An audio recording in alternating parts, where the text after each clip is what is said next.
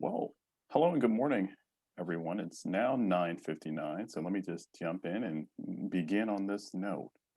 So thank you again for joining us for the final installment of the Adirondack Research Consortium's webinar series, sponsored by our friends at Paul Smith College. I'm Dr. Donathan Brown, the Assistant Provost and Assistant Vice President at the Rochester Institute of Technology and board member of the Adirondack Research Consortium as well. Before we begin, just a few housekeeping notes to keep everyone on the same page. First, each panelist will engage in a 20-minute presentation, whereas I will verbally notify each panelist when 5 minutes remain. Second, at the end of both presentations, so around 40 minutes into our 60 minutes together, we will open the floor for questions. To leave a questions, please use the Q&A box in order to do so. For questions we are unable to cover, I will ask the panelists to submit their responses in writing, and we will place those responses online via our website. And finally, thank you very much to all those who have submitted questions in advance. Today, we center our discussion around developing a firmer understanding around past and present symbols and systems of bigotry and discrimination through an Adirondack lens. Joining me this morning are two people who certainly fit the bill of our conversation at hand by way of their expertise. First, Amy Godine, distinguished historian, noted author, and scholar of all bona fides, whose work has widely appeared on this topic. Second, certainly not finally, Dr. Nikki Hilton-Patterson, fellow Syracuse alum, and though perhaps more importantly, the inaugural director of the Adirondack Diversity Initiative. Our scholars will engage the topics as they see fit within our conversation today, and at the end, entertain questions you may have. Amy, we begin with you. Thanks, Jonathan. Thanks to everybody for joining us today and for chiming in, as we hope you will, with remarks, questions, corrections when Nikki and I are done. I'm going to read my talk so I don't talk longer than I'm supposed to. And as Jonathan indicated, I'm going to speak about diversity in Adirondack history, something I've been writing and speaking about for a good while.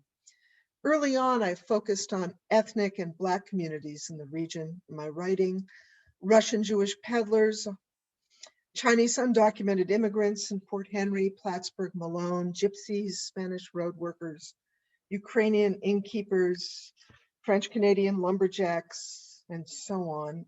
In time, I started coming at diversity more broadly in terms, say, of class and economic marginalization.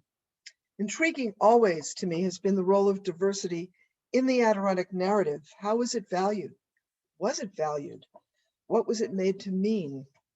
The Adirondack region has a brand, an image shaped over a century and a half by its promoters, antiquarian historians, conservationists, environmentalists, travel writers, and the like, scholars also, that has very little use for ethnic and racial diversity, and that has deemed diversity pretty inessential to our understanding of Adirondack identity. This regional image is rooted in an Anglo-centric outlook that has tended to exclude the pre-colonial experience of Indigenous people in the region and made little room, too, for the early visits of the Québécois voyageurs who preceded the English colonists. From the first, local, county, and regional histories have stressed and honored the stamp of so-called Anglo-Saxonism, the Puritan heritage, to the exclusion of other groups. Nothing special here, I want to stress that. This happened all over the North, and especially in regions stamped by Yankeedom. Now it's changing from Oregon to Maine. Evidence of a richer, more inclusive backstory is coming dazzlingly to light. But then we have to think about why that story, those remarkable stories, went missing in the first place. So it's two stories always. What's the story that went missing, and why did it go missing? What happened, and what happened to what happened? The story of a Black antebellum farm colony near North Elba gives us rich, very different answers to both questions. So let's start with this. Every Adirondack history has a chapter on the region's most famous son, the radical militant abolitionist John Brown, who made his home near Lake Placid before his fateful venture to Harper's Ferry. on land he got from a rich abolitionist, Gerrit Smith. Brown moved his large family here in 1849 to start a farm, to assist several Black pioneers who'd landed here before him, and to seek volunteers for a small band of fighting men he hoped would help him fight his long-planned private war on slavery. These goals would elude him, but let's stick with the Black farmers. That's my subject here. Between 1846 and 1864, 3,000 Black New Yorkers were given Adirondack land in mostly 40-acre lots from the reformer Gerrit Smith. Smith's plan in a nutshell was to facilitate an exodus of Black New Yorkers from cities, to bolster Black agrarianism, and most of all, to increase Black access to the ballot. From 1821, I think, to 1870, Black men in the state could not vote unless they could show they owned $250 in real estate. Smith's land gifts were a strike against obvious voter suppression and an attempt to grow the anti-slavery electorate in New York. Once landowners, his grantees could hope to meet the onerous property requirement which had disenfranchised them by the thousands. How did this work out? A few Black enclaves were established. The best known, because nearest to Brown's home, was a modest settlement called Timbuktu. Near Loon Lake in Franklin County was Blacksville, and on the Cascade Pass was Freedman's home. More families settled in St. Armand or near Vermontville and Negro Brook.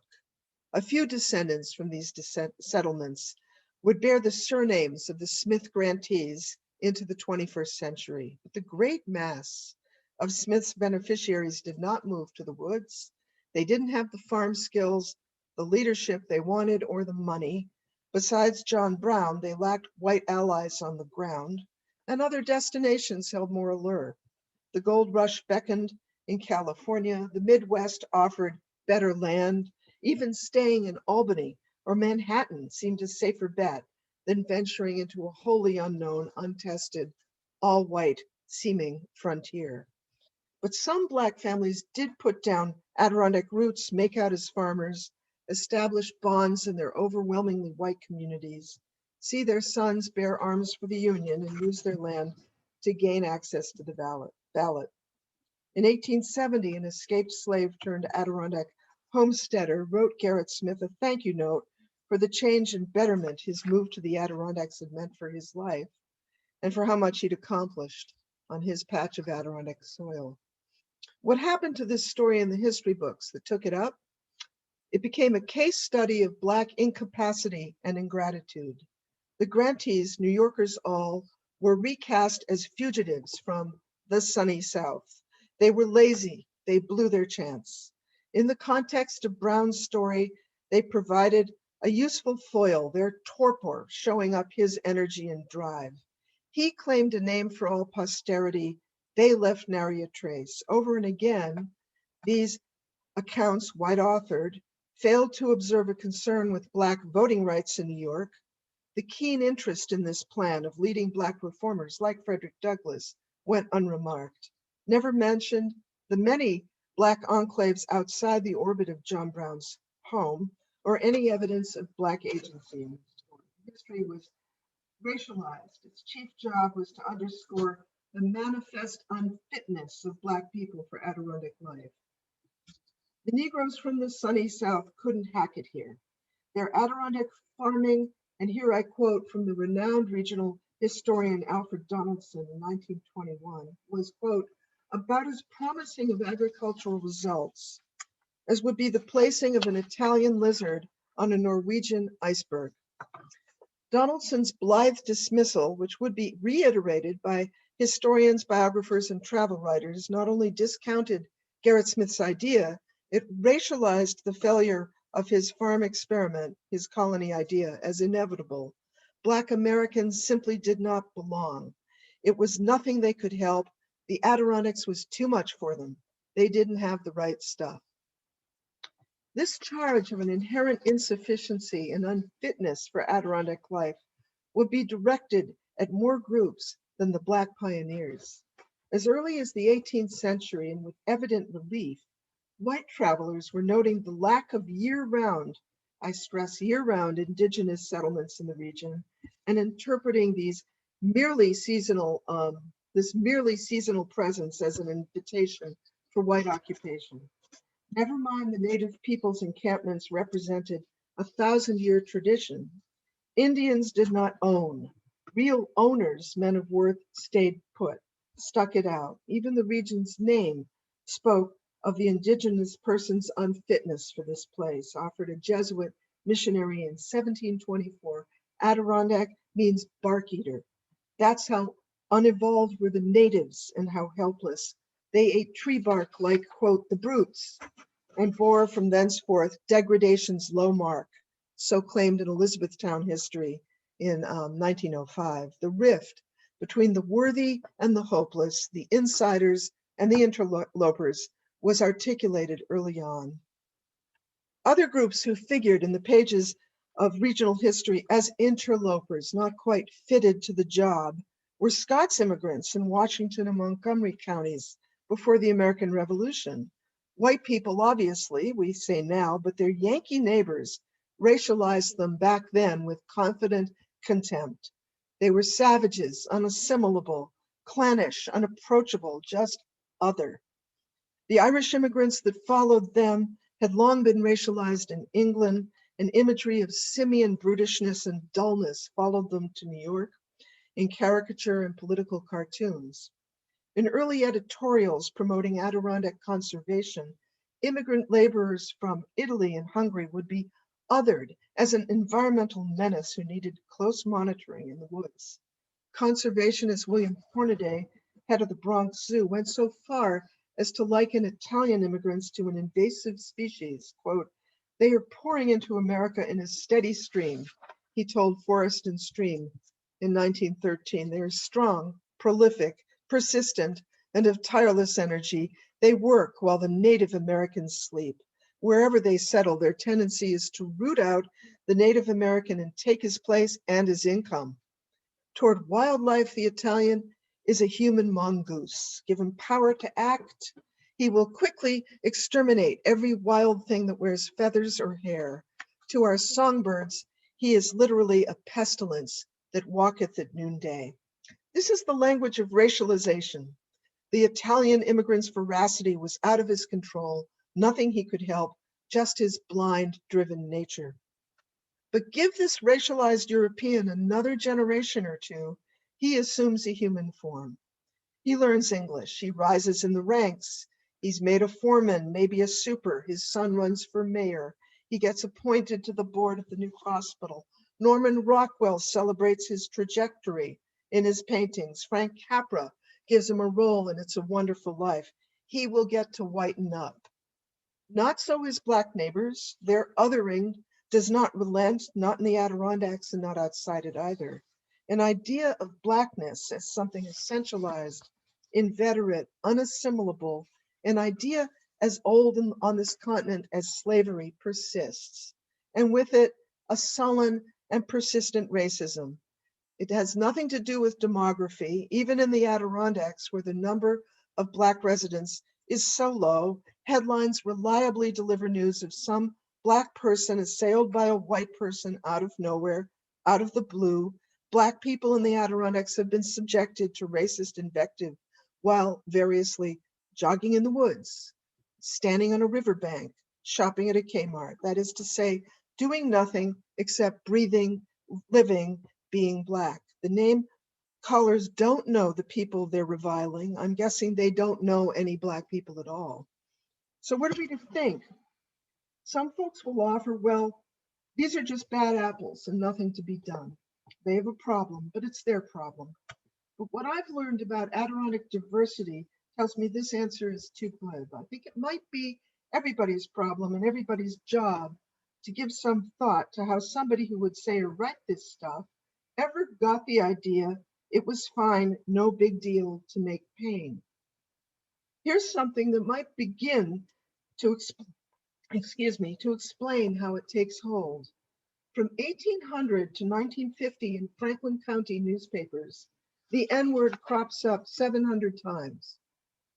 In Clinton County, 776, Essex, 373, The white editors whose articles and columns used this word so freely, a word that stood for lynch law and Jim Crow, a word that stood for a black body counting in the highest court of the land as 3/5 of a white man, weren't referencing anybody they knew. Some were anti-slavery activists and later on progressives. The word was tucked into jokes, dialect columns, adventure stories. It was the favorite name of household pets. It peppered editorials on Southern life, advertised men's shoes on sale in department stores, where it described a tone of brown. It was the name of your favorite brand of pipe tobacco, your child's best firecracker type, a brand of ink, a kind of doll. And all these commodities brought the N-word into Adirondack homes, and never in a context you would call flattering. Always the association was mocking, bestial, servile, or demeaning. White mayors and bank presidents weren't nicknamed the N-word, dogs were, and once or twice a dancing bear. This is what we call systemic racism, so obvious, so commonplace, it might hardly seem to register as racism at all. And this is how the habit of white supremacy becomes reflexive. No big deal.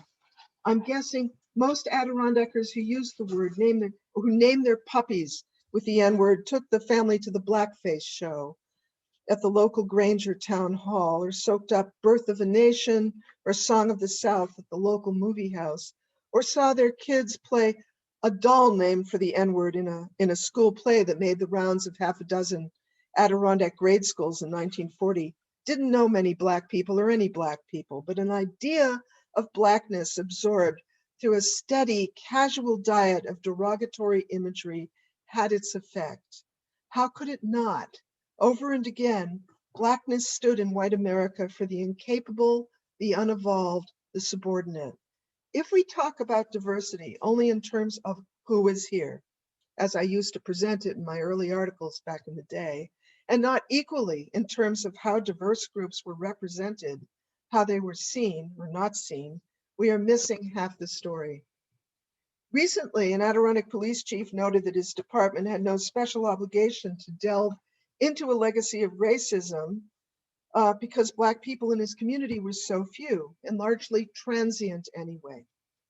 I don't question his sincerity, but I wonder if he realizes this is the reasoning that has defended the exclusion of ethnic and racial history from the Adirondack narrative for 300 years. They didn't own, we said, about the first people who were native to this region and whose evidence of seasonal occupancy is in every town museum inside the blue line. They didn't own, so we don't recognize them. Same thing with the migratory laborers, the railroad workers, the road and logging gangs, the Lebanese and Eastern European peddlers, the hired hands on early farms. They went away. Why should they count? And about 5 minutes, Amy. I'm sorry. Oh dear. Well, okay, give me my 5 and then just cut me off, okay? Okay. Because I can't synopsize, I'll just go as far as I can. And even if some did stay put, their numbers are so few, we can't call this thing systemic, can we? Isn't this an awfully big word? To which I have to ask, if Blackness was so unimportant to the small town Adirondack experience, why was it enlisted with such enthusiasm in Adirondack community building? In Malone, 1903, Franklin Academy, the girls put on a rollickingly successful blackface show. 1906, the Malone Masons produced a whopping blackface fundraiser with a coon shouter and an hour of buck and wing in full plantation costume. The Knights of Pythias did the same. In 1913 and in 1927, Malone's Rotarians enjoyed a luncheon with a blackface skit about a hapless, good-natured Black boy adrift in Persia. Malone's Dominion Day in 1935 celebrated Franco-American goodwill with a parade that featured a float from the Darktown Fire Department. 5,000 people watched white firemen in blackface cutting capers on an old-time hose and ladder. Not to pick on Malone, Tupper Lake, Speculators, Saranac Lake, Ticonderoga, Elizabethtown, all had their robust homemade blackface tradition. And everywhere this tradition held, when folks went home and talked about it to the kids, the racialized idea that blackface conveyed of incompetence, foolishness, incapacity made its impression. Consider the elderly Adirondacker from the tiny hamlet of Colton in St. Lawrence County, who fondly participated in his community's blackface review for years, even into the 1950s. He wasn't racist, he assured his granddaughter, the ethnomusicologist who interviewed him for her study. How could he be? He didn't know any Black people. He was pretty sure, however, he wouldn't like them if he met them. And why would he, when his idea of Blackness was saturated with the tropes of a performing style that annealed Blackness to immaturity, slyness, and sloth? So that's one way to think about diversity, how it figured in popular culture. And now let's look at it through another lens, which I won't have time to do, how it figured in the story of the Adirondack Park. And I don't have time to get there, but let me just say what I talk about is how ideas of Adirondack purity, which had so much to do with environmental and natural purity, extended as well in the progressive era, which birthed the conservation movement, also to eugenical ideas, eugenicist ideas about genetic purity, purity of the body, purity of the right person, and how to improve the gene pool. Excluded from this group and unwelcome in the park in different ways were people who violated norms of the correct pure American, who were too foreign, who were too poor and demonstrably unprogressive in their living style. The underclass, the very poor, were really particularly vilified in the conservation discourse over time. They got in the way. Their farms messed with the view. They didn't get with the program and move on and improve and prosper. This was a problem. The Italian railroad workers were suspected of setting fires because they were presumably careless and heedless in the woods. Tuberculosis patients coming up marred and clogged the campgrounds, and their coughing got in the way of the natural music of the songbird, and so forth. So the conservation discourse picks up a racialized idea of who belongs here and who doesn't as well, who's fit for the region and who's unfit as well. And I plea at the end of this talk for a wide enough understanding of diversity to accommodate the many groups who have been scrubbed from the record of who belongs here, which of course speaks to people of color, also to people whose sexual preference is not valued or noted or acknowledged in the region, to the very old people who are looming as a massive cohort in the park and who have yet to be reckoned with as an important force demographically in the region, to women's history and so forth. That's my plea, is for making our discussion of diversity as inclusive as the Central Park for the world that the Adirondack Park was supposed to be has not yet become, but might still be, and we can help that happen. Wow. Amy, I don't know what to say other than anything less would be un-Amy. Like, I certainly appreciate your thorough documentation. We've served on panels before, and this is a reason why, I've kind of coined the phrase on topics like this, you go with Godine. And there's a reason for your presence today. So thank you so very much. And we'll get It's to my Q&A. pleasure. Thanks. Absolutely. I hope I came in under my limit. I leapt there, but that's good. It's good for me. Right on time. So next we turn it over to our second panelist, Dr. Nikki Hilton-Patterson. Nikki, the floor is yours. Thank you. Hi, everyone. I'm just going to go ahead and start. And I'm not going to even attempt to do a serious historical analysis and provide as much granularity as Amy. But what I want to do is I want to, in many ways, highlight specifically the history of diversity in the park, to talk about the challenges that we face when we're trying to articulate a contemporary idea of diversity that is equitable and advances welcome and inclusion and gets us to belonging. which is really where we're trying to get to, is belonging when we talk about diversity, equity, inclusion. All right, so thank you all for having me.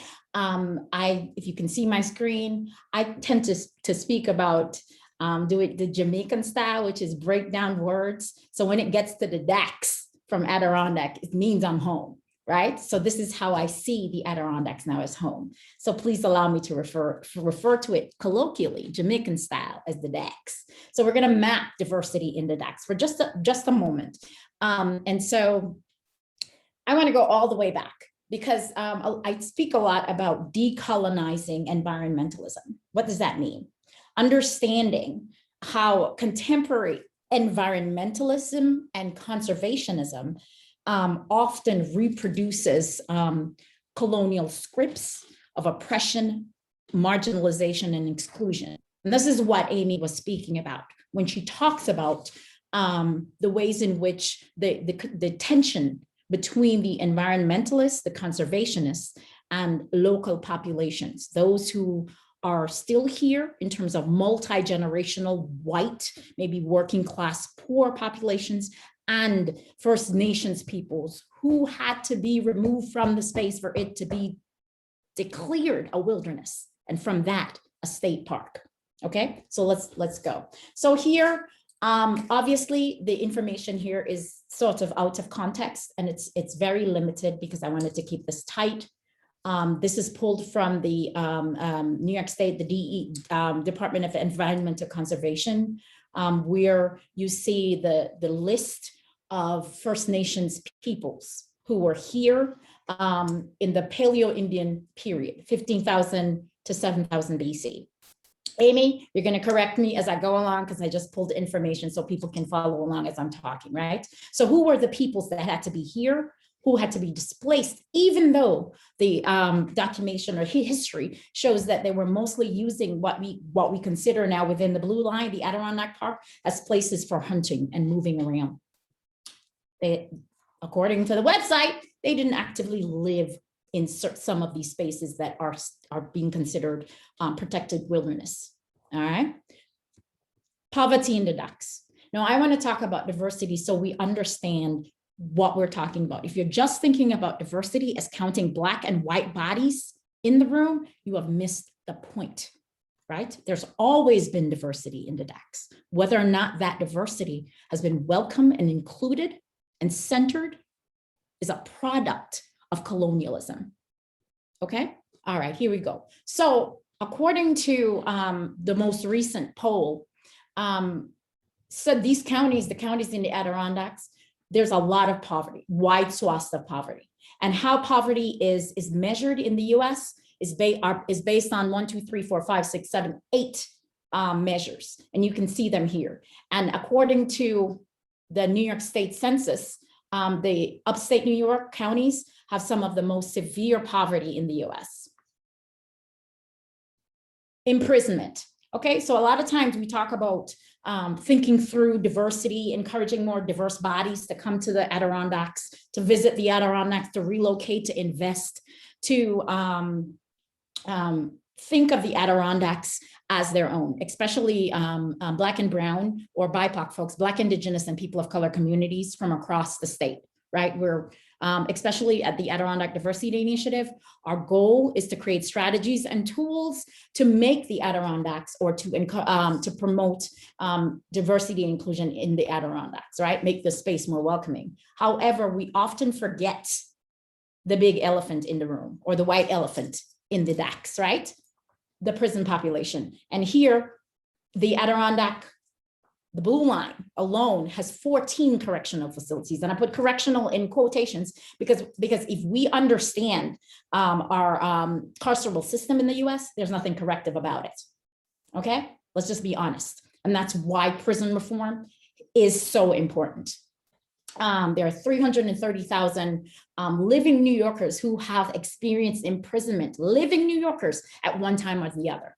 Okay, and which is three quarters of the prison population in New York are Black and Latino or Latinx, but we only make up less than 30% of the New York population. So understanding that if we're talking about diversity, we need to contend with the presence of the carceral system in the DACs, the ways in which it already houses 3/4 Black and Latino population in the state, right? And what it means to have the carceral system in the Adirondacks when we're still at the same time trying to make the place more welcoming and inclusive. Okay, how is that possible? When entire counties and communities depend on the prison industrial complex to keep its economies afloat, right? Now, what does this have to do? Let me stop sharing with contemporary diversity, right? So here we're starting off. Now, what we have in front of us, the Adirondack diversity, is a massive challenge, right? So you're talking about encouraging, and when I think about BIPOC, I'm thinking about Black, Indigenous, and people of color, other people of color communities. Let's start with the Black and Latinx folks that live in New York State, okay? Now, in order to encourage Black and brown people to come to the Adirondacks, we have to start with the brand. How is the Adirondack region, and particularly Northern New York, branded? What are the points of reference when you're talking to Black and Latino or Latinx persons living maybe in Central New York and Southern New York? You're talking about spaces that are considered punitive.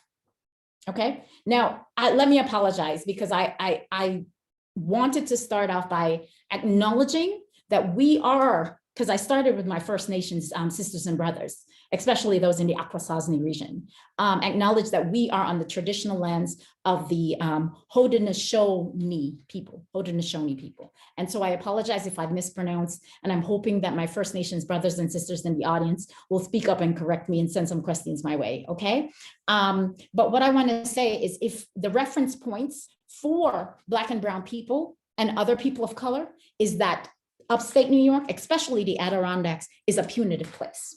Now, Amy talked about Garrett Smith and populations of Black peoples who lived here, right? But if you understand the carceral system and policing and the foundations of that came out of the fugitive slave law, and many of those trackers then became institutionalized as police force across the US, okay? So that's one thing we're talking about, right? So then second, even if people say, okay, my connection to the Adirondacks isn't Tyrone in Dannemora or Clifton in Raybrook.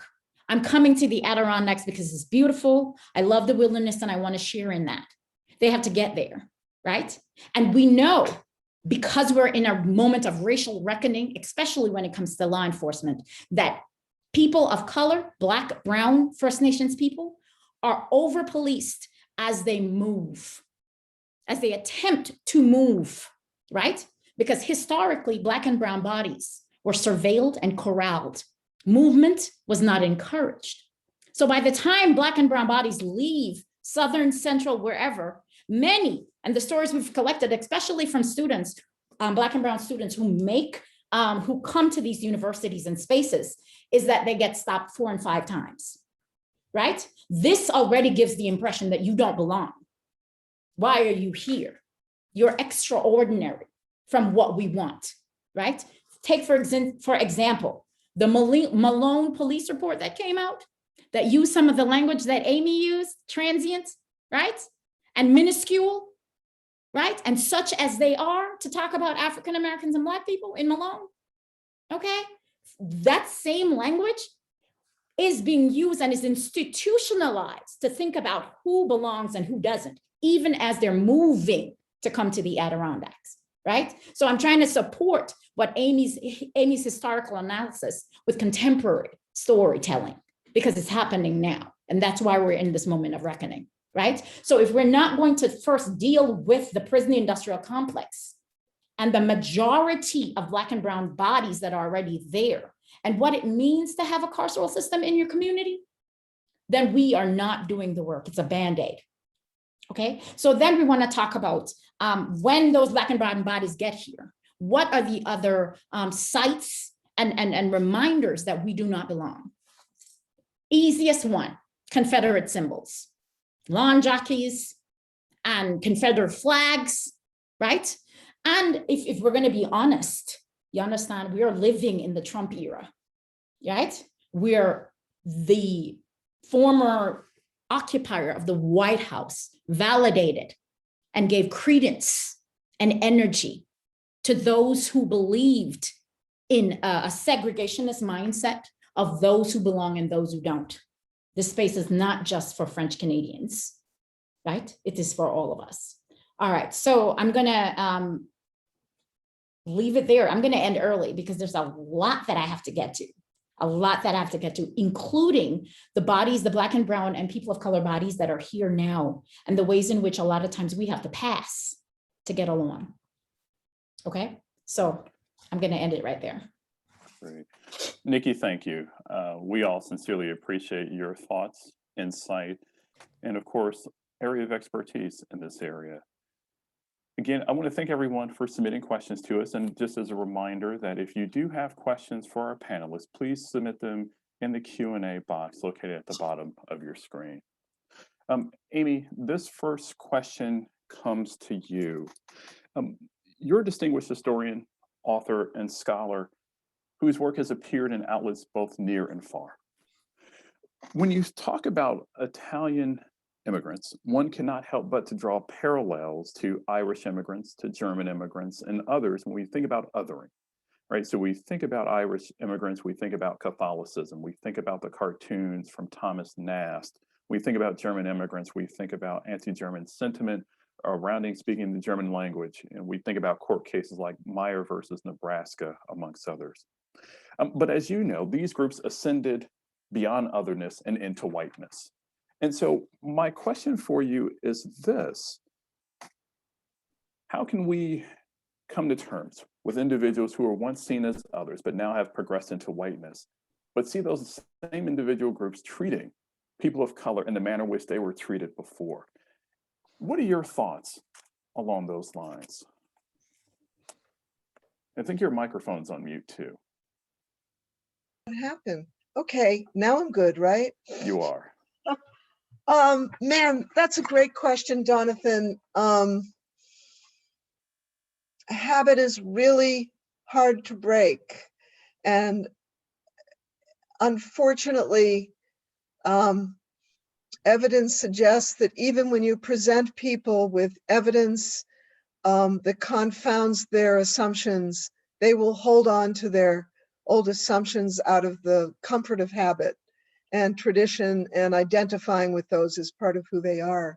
So my weak hope is that some among that cohort would be affected by education, by news about, by a deeper look at this history and this experience, and suggesting and emphasizing its relatability to what's happening now. But that is not a systemic approach to fixing the problem you suggest. And it's huge because amnesia is a big American tradition too.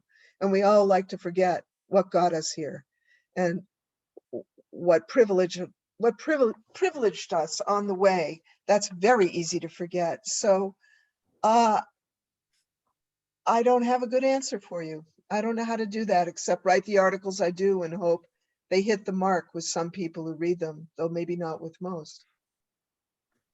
That's the truth. Yeah. Oh, thank you.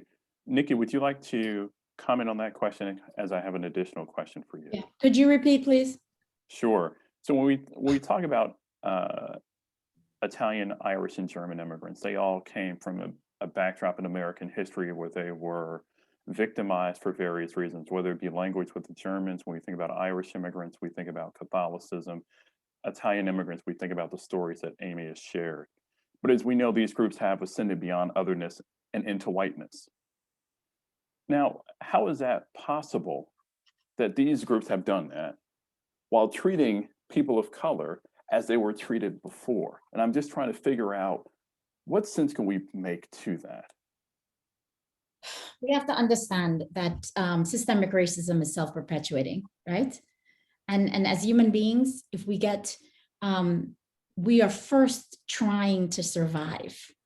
And when you get access to power, it is elusive And it is very difficult for you to give that up. Now, anti-Black racism made it possible for Italians, Irish, and Germans to move into the class of whiteness, anti-Black racism. And we need to understand the foundations of that. Now, when I teach critical race theory, I always start off by asking, what came first, slavery or racism, as we know it today, right? And so if we understand that Italians, Irish, and Germans were facing a lot of the similar oppressions around socioeconomic hierarchy, class status, because of a class system, a caste and class system, we understand too that when they made their way here, they were placed already in a category based on their phenotype, their racial phenotype. You understand? All they need is access to the privilege of being white. And once that was gained, you understand, then they were in a position of power to articulate and reproduce and perpetuate systemic racism in the society against, right? Why can't they see that? Because systemic racism is not just about individual acts of evil, right? It's about how privilege and power gets written into law and policies to support you and your lifestyle, right? That is very hard to relinquish for someone else. Very, very difficult. And that's why I talk about how ending race as a category and racism is very difficult, because then you have to give up your power, but you have to acknowledge that you have that power. And that's the hardest thing.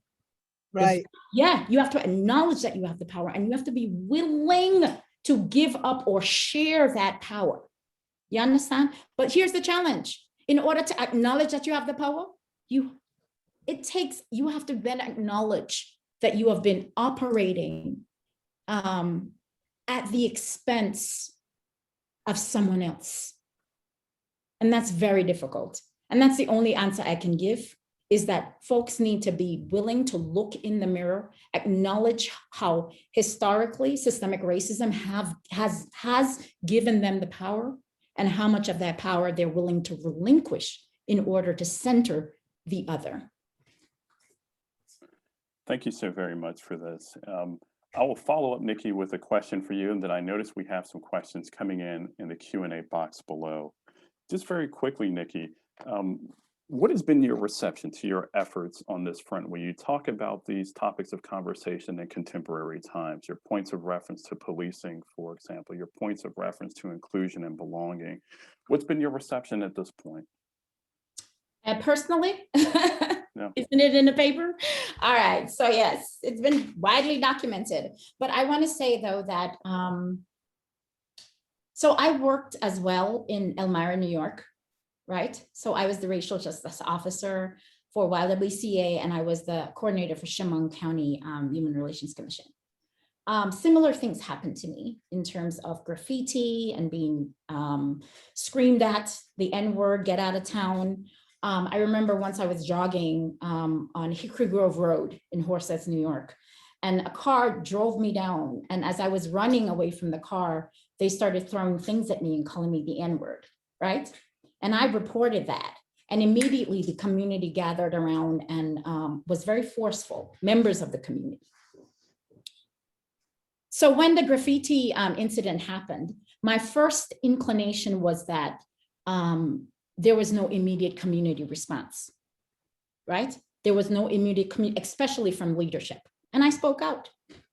And I got a lot of pushback, even from those who considered themselves white allies, accomplices, and co-conspirators, right?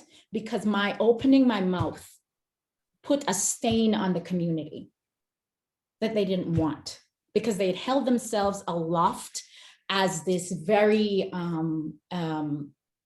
progressive, if you will, space full of educated professionals who are members of conservationist and environmentalist groups, yet they had not contended with the internalized racism that existed in the community, right? Yet, even as I experienced those things, like walking into a store and having someone constantly ask me, here, in the Adirondacks, can I help you? Can I help you? When there are 15 other people in the room, right? I still get that, right? Or walking into policing meetings, right? That I have asked to be convened. I am the leader here. I'm the director of the Adirondack Diversity Institute, but I'm walking in with my white allies and white co-conspirators, and I am looked through. I've been in the room with 4 other white people where I was in charge. I am the leader. I'm the subject matter expert, and have white male bodies, officers, turn their bodies away from me as I am speaking, yet turning directly to white people, the white people I've brought with me. Dismissal, they look right through you. And there's already an idea of who you're supposed to be based on what? The fact that I'm coming from the Bronx, I'm an immigrant, I'm female, I'm queer, and I'm outspoken. So so I'm saying these are some of the negative experience linked to systemic racism that many people don't think is racism, right? I'm too sensitive, right? I'm too sensitive. But here's the crux. Those who are with me are greater than those against me, right? And that's why we who are Black are never going to cede this territory to racism, to systemic racism, or to those who are unwilling to acknowledge and do the self-reflective work necessary. Yeah, so this is my experience. There's a coalition of non-Black, white sisters, brothers, who are mobilizing and have formed a circle around those of us who are unwilling to be quiet and speak and to keep working for justice and to make sure that this place is a symbol of belonging for those to come. Thank you very much. I know there's a lot of work that continues through the Adirondack Diversity Initiative and other outlets throughout the park to really dismantle the systemic racism that we continue to see, face, hear about, amongst other sorts of lived experiences. So Nikki, thank you for sharing. The question I will go to from the chat box, I will open to you both.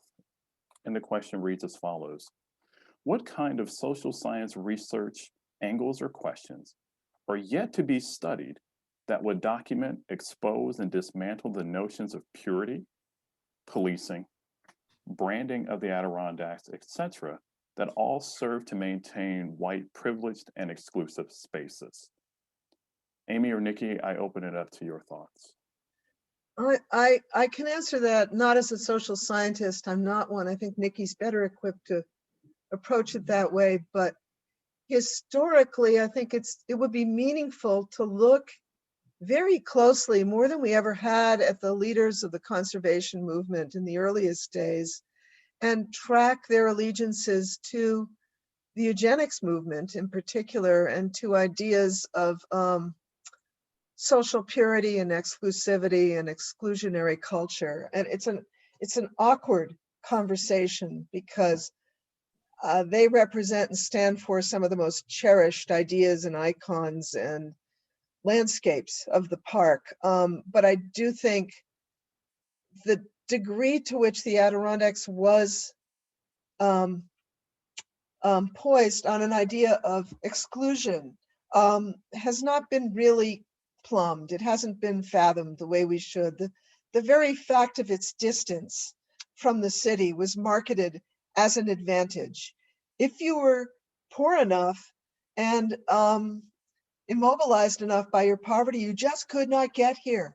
That cut out a whole world of potential visitors and enjoyers of the so-called Central Park for the world right there. This wasn't really true for the Catskills or just outside, but it was true for the Adirondack Park. It was safe country. It was outside the reach of those teeming hordes that Emma Lazarus described, never mind Black people coming up to the city in such numbers from the South. They weren't even in the equation because they were so out of reach for this region. I think that has to be looked at a little harder than we have and reckoned with. And in the triumphalist narrative of the Adirondack Park, I don't see that explored. Yeah, I think that I agree with Amy. I also think that we need to be doing multiple things simultaneously. in terms of social science research, right? So at the Adirondack Diversity Initiative, we started by, we've brought on an activist scholar with a background in community change systems design, right? Looking at the theory of the problem means that we need to map what's going on in the Adirondacks. And we've started that right now. That interactive map is going to be available, I don't know, maybe the end of the year. That's a slow process, but what we need to focus on is doing research that really collects the narratives from French Canadians to a very, very working class and poor Adirondacks, and also the Black and brown folks who come and visit here, and understanding how they see the space, what the space means to them, the history of the space, but also make sure it's accessible language, right?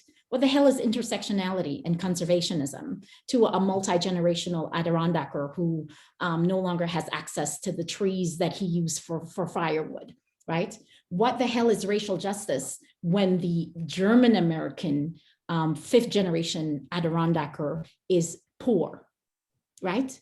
Is actually, I would say, significantly more poor or poorer than I would say, the average Black and brown person comes here, right? So if you're talking about the average Black and brown person who's coming just to visit and to recreate, you've got to have, I would say, significant amount of leisure capital to do that, right? So how is it then? We have to start collecting the stories and getting white community members on board first, to understand the history of race and racism. Two, to understand the difference between systemic racism and microaggression and everyday individual acts of racism. To understand their role in perpetuating race and racism, those tropes, and to understand what that means for their sustainability and longevity in the park. We cannot continue on like this, and those kinds of studies are being mobilized at ADI so people can have accessible language about the history, the current status, and what inclusion and belonging means to their livability. I'm telling you, I sincerely believe that if people feel that they cannot butter their bread, they're not going to also see eye to eye with your issues. But then race is a very unique beast. But this is what we're trying to mobilize. Collect the stories, analyze the data, and make sure it's accessible to everyone and everyone understands how diversity, expanding diversity and inclusion in the Adirondacks is going to be to their benefit as well. That's a good point. And I have to say this, it sounds very capitalist, but we're living in a neoliberal capitalist society, probably the preeminent neoliberal. And so a lot of it comes down to the dollar bill. Right? So if you cannot show people how relinquishing your implicit bias, that's based in systemic racism, you can't show them that their future is going to be better off, right?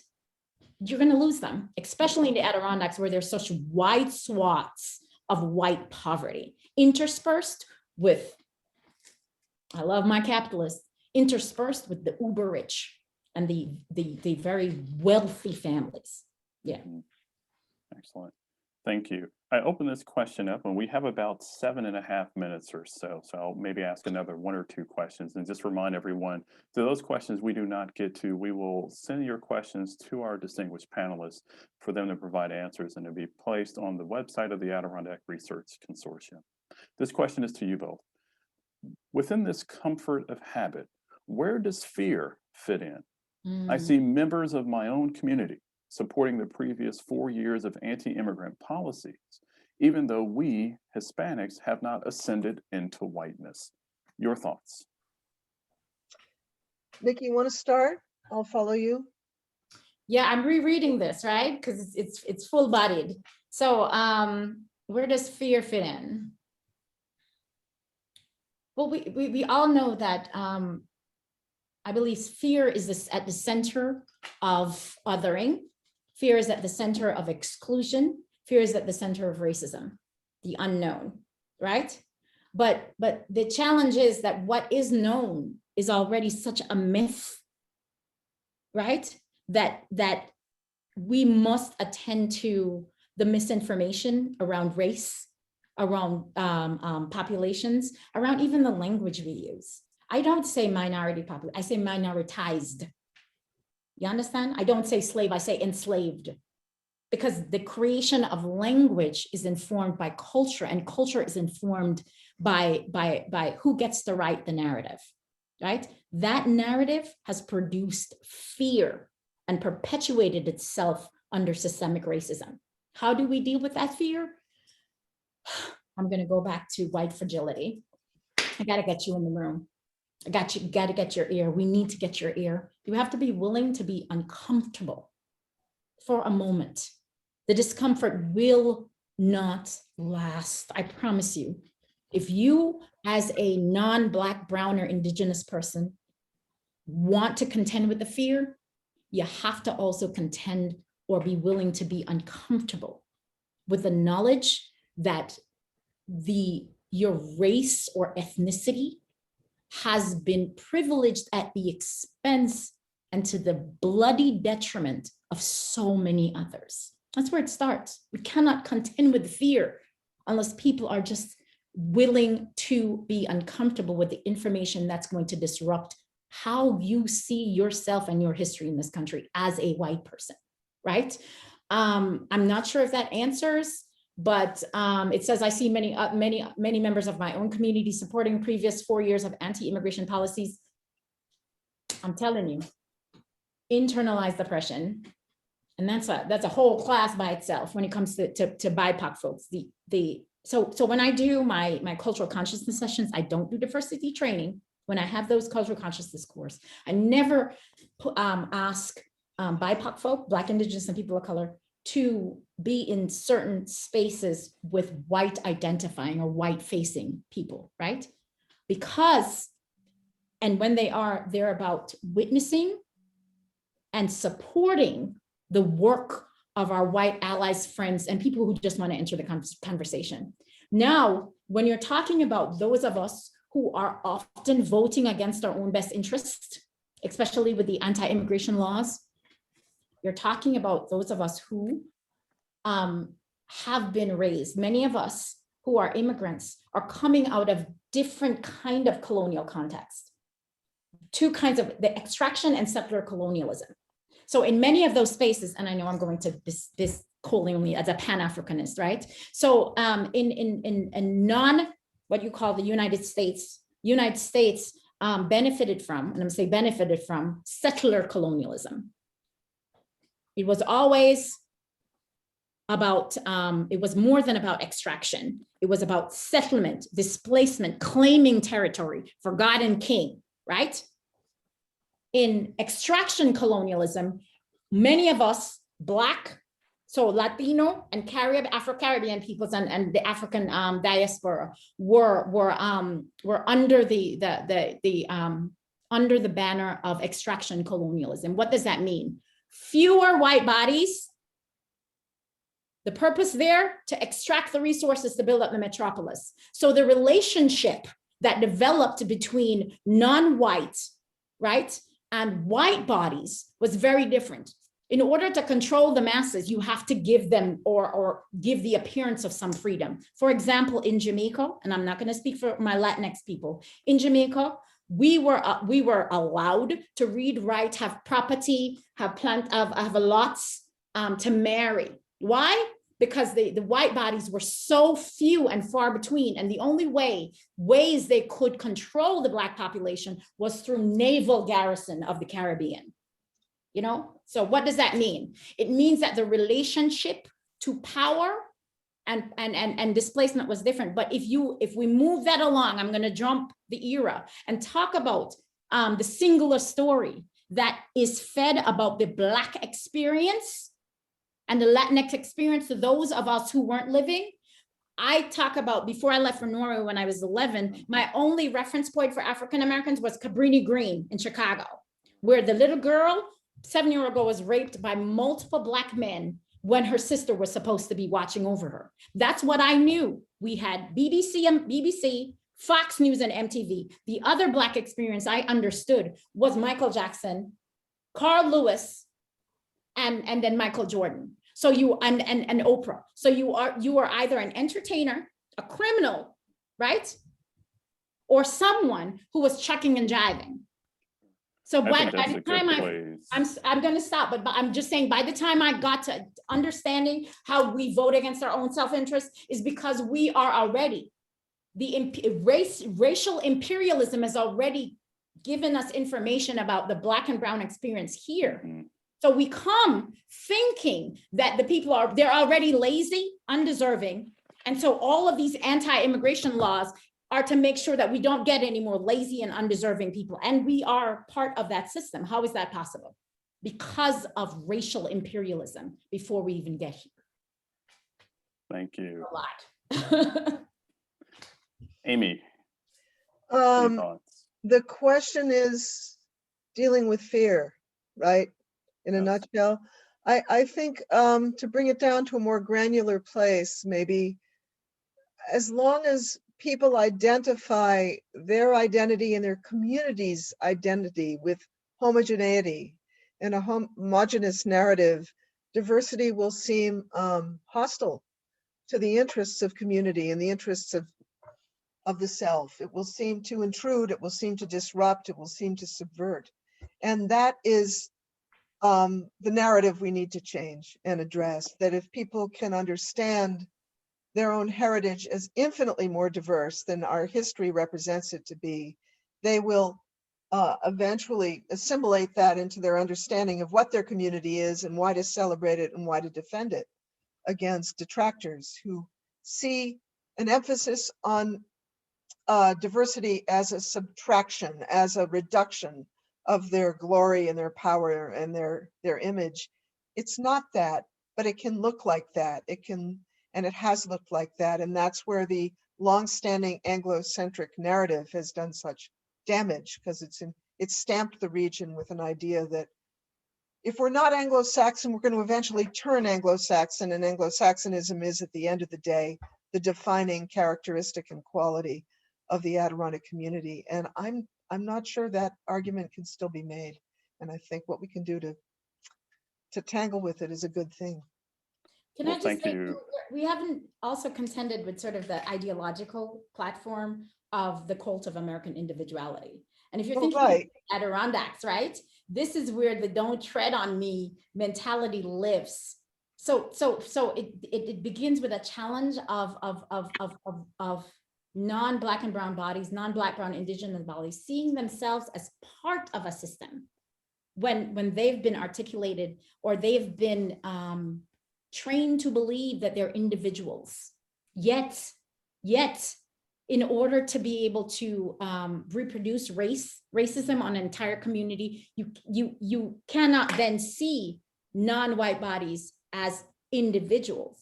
You have to see them as part of a group so that you can mobilize that racism against the entire group. Mm-hmm. Yet, white people, especially those who are saliently believe in the idea of American individualism, see themselves as outside of a group and outside of the system. And that, I think, is a challenge that we haven't addressed in the Adirondacks.